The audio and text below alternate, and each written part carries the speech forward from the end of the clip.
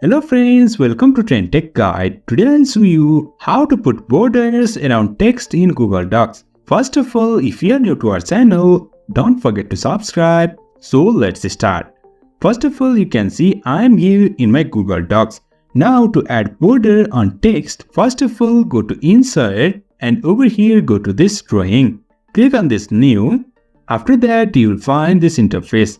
Over here you can see here is text box. Click on this and now create one text box over here. And you can type anything from here. Now I'll type border in text.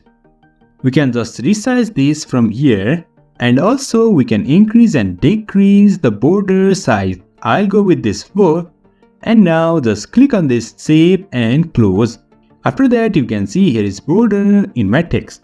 If you want to move this around, just click on this text box and over here you can find in front of the text. Click on this and we can easily move this around here.